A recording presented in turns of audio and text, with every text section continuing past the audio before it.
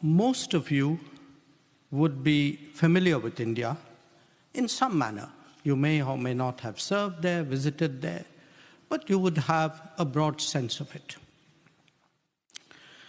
But allow me to give you a brief description, because India has changed enormously in the last decade. It is today a near $4 trillion economy that has 8% growth prospects for decades further to come, where the pace of infrastructure growth is reflected in 8 new airports and 1 to 2 new metro systems built annually, where 28 kilometers of highway and 12 kilometers of railway track are laid daily. Its embrace of digital technologies is creating a public infrastructure on a massive scale.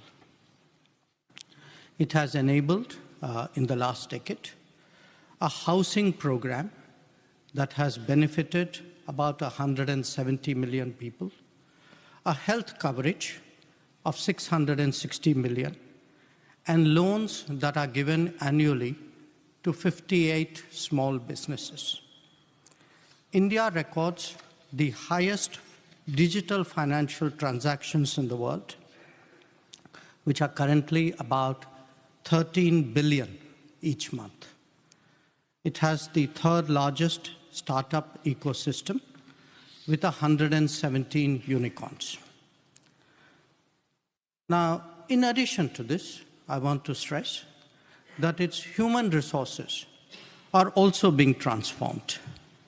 Universities and colleges have virtually doubled in the last 10 years.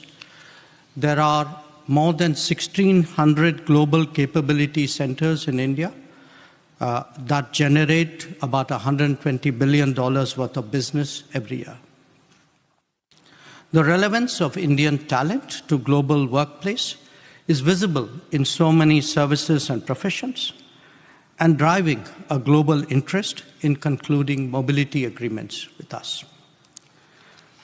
This is now an India of moon landings and a Mars mission, a prolific manufacturer of vaccines and medicines, increasingly important to the global semiconductor industry and to contract engineering.